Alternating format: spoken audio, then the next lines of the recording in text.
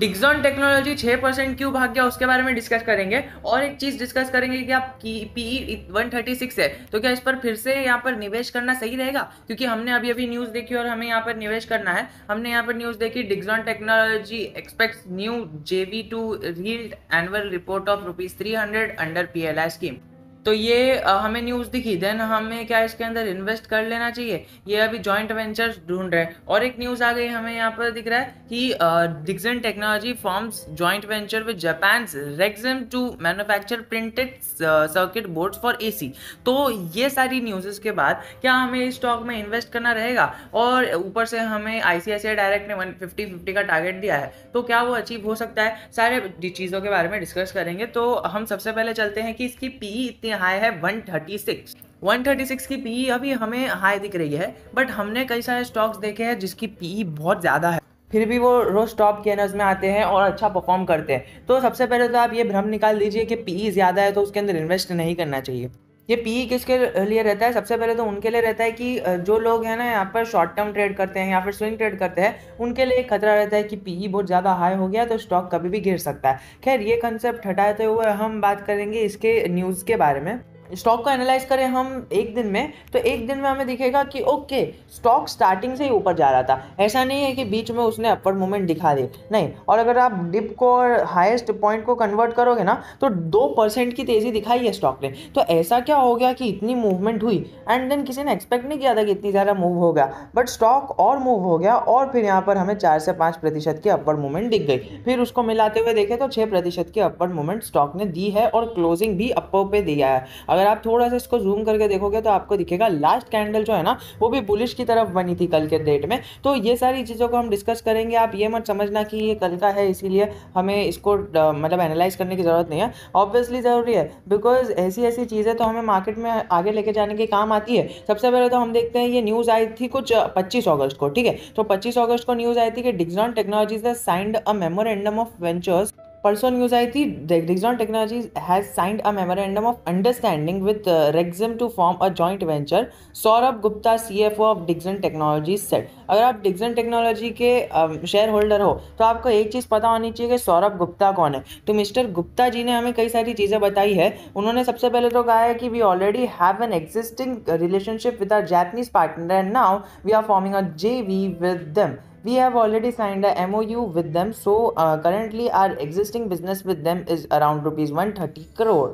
अब देखिए, इसका मैं आपको एक चीज़ बता देता हूँ कि इन्होंने ना पहले से ही यहाँ का इनका जॉइंट वेंचर था and then MOU memorandum of association sign किया था एंड अभी जॉइंट वेंचर फॉर्म कर दिया, बिकॉज उन्हें यहाँ पर देखने मिल रहा है PLI स्कीम के अंदर उन्हें कई सारे फ़ायदे होंगे। सबसे पहला तो फ़ायदा उन्हें 130 करोड़ का हो चुका है और आगे बहुत बड़े बड़े फ़ायदे के लिए बैठे हैं यहाँ पर कंपनी। और CFO इतने बड़ी कंपनी के डिक्सन टेक्नोलॉजीज के, जिसका मार्केट कैप अराउंड 23,000 करोड़ है, तो इतनी बड़ी कंपनी के CFO जो फाइनेंशियल ऑफिसर रहते हैं, वो इतना बड़ा डिस्कशन और जो डिसीजन है वो ऐसे ही तो नहीं लेंगे। और कई सारी चीज़ें उन्होंने अपने इंटरव्यू में बोली होगी। तो सबसे पहली तो चीज़ तो उन्होंने वो बोल दी कि हमने 130 करोड़ का प्रॉफिट दे दिया है और वो हमारे जापानीज़ पार्टनर पहले से है।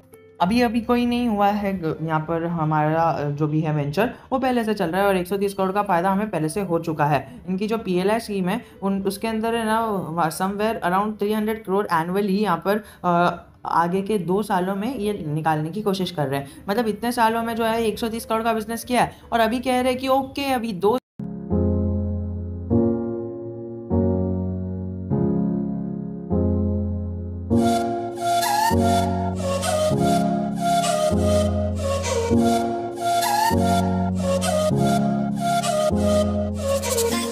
साल में तो हम 300 करोड़ के ऊपर का बिजनेस लाना चालू कर देंगे, because we clearly see our Japanese partner catering to some of its supply chain requirements from outside India to India. यहाँ पर दिख रहा है हमें उनका supply chain outside India to India. Okay, अब यहाँ पर डिक्सन टेक्नोलॉजीज बैठी हैं इंडिया टू इंडिया का जो भी मैन्युफैक्चरिंग और सारी चीज़ें करने के लिए, और यहाँ पर उनके जापानीज पार्टनर है वो इंडिया के बाहर जो भी टेक्नोलॉजी है वो सारी चीज़ों का एक्सपोर्ट और इम्पोर्ट करेंगे। और जापान यहाँ पर जापानीज कंपनी है, तो जापान कितना टेक्नोलॉजी में आगे है ये बताने की तो हमें ज़रूरत है ही नहीं, और किसी को जानने की भी ज़रूरत नहीं है। ये सारी चीज़ों को देखते हुए super cycle where the commodity cost have been continuously impacting us. Second wave की वजह से ना इनका जो कमोडिटी सुपर साइकिल है उसका इनका जो कॉस्ट है वो बढ़ गया है, क्योंकि यहाँ पर इनका जो डिमांड है वो कम हो चुका है, तो इसकी प्राइस बढ़ानी पड़ी, एंड प्राइस बढ़ाने के से ग्रेजुअली और डिमांड कम हो गई। अब ये जो जनरल कॉन्सेप्ट नहीं है, बहुत ही बड़ा कॉन्सेप्ट है, मैं इसको शॉर्ट में समझाने की कोशिश कर रहा हूँ। तो इनकी जो सेकेंड वेव है उसने बहुत इम्पैक्ट किया और कंटिन्यूसली इम्पैक्ट कर रही है। उन्होंने आगे कहा कि now to a large extent we have been able to pass on this cost to principal customers in lightning and washing machine. तो ये सारी चीज़ें हो रही है। देखिए मैं आपको सीधा सिंपल चीज़ बताऊँ ना, तो इन्होंने बहुत सारी चीज़ें कही है। आपको इंटरव्यू देखने का तो यहाँ पर क्लिक करके देख सकते हो, आप CNBC TV 18 पर आके देख सकते हो। खैर वो सारी चीज़ों को छोड़ते हुए मैं आपको बताऊँ ना, सिंपल चीज़ों में बता रहा हूँ कि डिक्सॉन टेक्नोलॉजी को इनके साथ का रेक्सिम मैन्युफैक्चरिंग लिमिटेड का बहुत फायदा होने वाला है।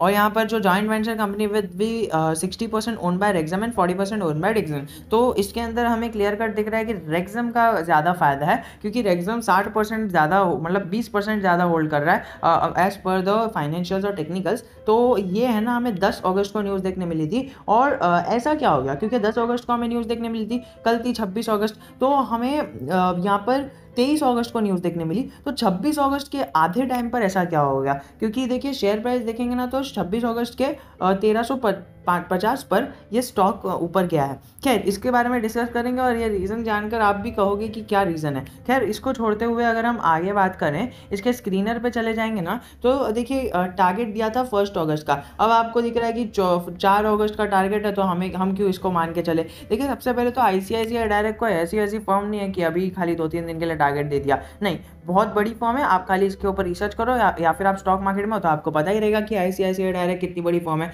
और अभी इसका स्टॉक की प्राइस क्या चल रही है, स्टॉक की प्राइस चल रही है अराउंड 4000, 5050 का टारगेट दिया है, मतलब 4050 से 5050 एक बहुत बड़ा मूव होता है। अराउंड 25% का मूव ये स्टॉक अपसाइड मूवमेंट देने वाला है। और जैसा कि ICICI डायरेक्ट ने कहा है, इनके टारगेट्स रहते हैं ना हमारे 1 साल के रहते हैं, और अब 1 साल तक क्या, ये 8 महीने के बाद भी है ना ये टारगेट वैलिड रहेगा, क्योंकि इनका एक हाई टीम ऑफ एक्सपर्ट्स रहती है जो ये सारे टारगेट्स निकालती है, तो उस पर तो हम कोई शक नहीं कर सकते।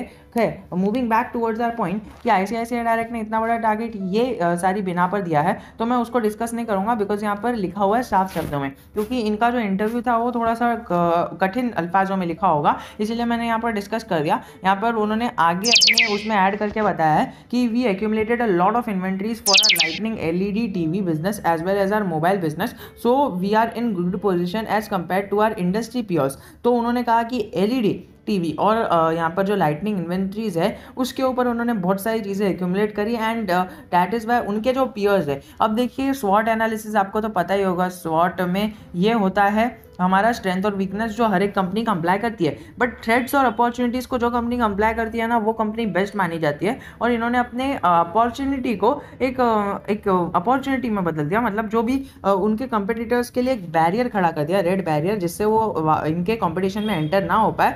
एंटर हो जाएंगे, बट जिस तरह से इन्होंने बल्क में बाइंग और सेलिंग की है, जिस तरह से इन्होंने खुद को एक्यूमुलेट किया है और यहाँ पर एक्सपांड किया है, उस तरह से तो इनके पियर्स को आने में बहुत टाइम लग जाएगा। और ये प्लानिंग कोविड के अंदर ही की गई है, कोविड-19 के वेव में के सहारे पर की गई है। तो ये बहुत ही अच्छा इनिशिएटिव कंपनी के आगे के बिजनेस मॉडल में हो सकता है। देखिए मैं आपको बताने वाला था कि शेयर की प्राइस इतनी क्यों भागी। देखिए 1 महीने की बात करना तो 1 महीने में हमें कुछ इतना स्टॉक ऊपर जाता हुआ नहीं दिखा है, बट अगर हम देखें ना तो स्टॉक ने किधर से मूवमेंट देना बंद किया पता है, 4518 से।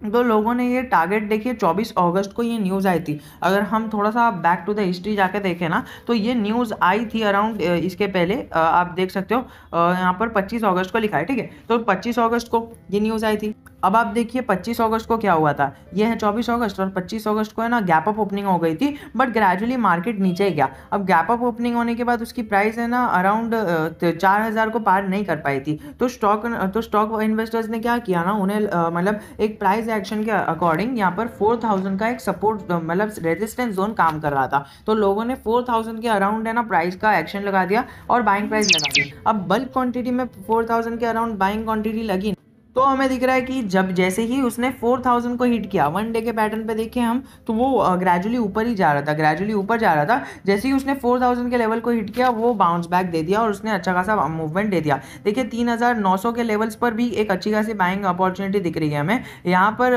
कितने लोगों ने 3935 पर लगाया था। अगर हम देखें 5 दिन का, तो 3935 पर कौन सा लेवल था आप देख सकते हो। आप देखकर थोड़ा सा हैरान हो जाओगे कि 3000 मतलब 3900 अराउंड 68, ठीक है, 3968 के अराउंड उसने बाउंस बैक दिया। तो 4000 कई सारे लोगों ने लगाया एंड कई सारे लोगों ने इस जगह पर भी लगाया, 50 पर लगाया और 40 पर लगाया।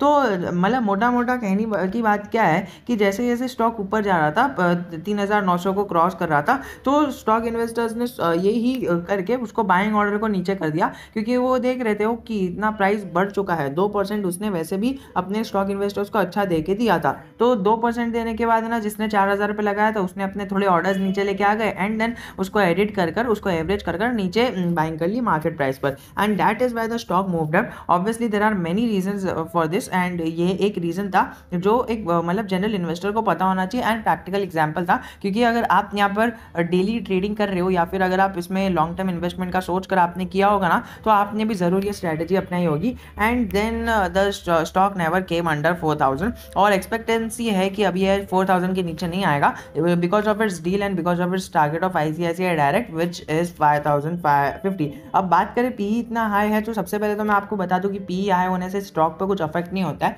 हाँ, थोड़ा बहुत अफेक्ट होता है, बट वो शॉर्ट टर्म इन्वेस्टर्स के लिए रहती है और हम हैं लॉन्ग टर्म इन्वेस्टर्स। हम एक साल का सोच के चलते हैं, 5050 का टारगेट लेके चलेंगे 25% की अपसाइड स्टॉक में। उसमें से 6% बहुत ही अच्छा स्टॉक ने कोप अप किया, 4000 पे उठा लो और 5050 पर बेच दो, वो भी एक अच्छा ट्रेड माना जाएगा स्विंग ट्रेड के लिए। तो आशा करता हूँ आपको वीडियो पसंद आएगा। If you have any doubt, I am always just a comment I from you. जय हिंद, जय भारत।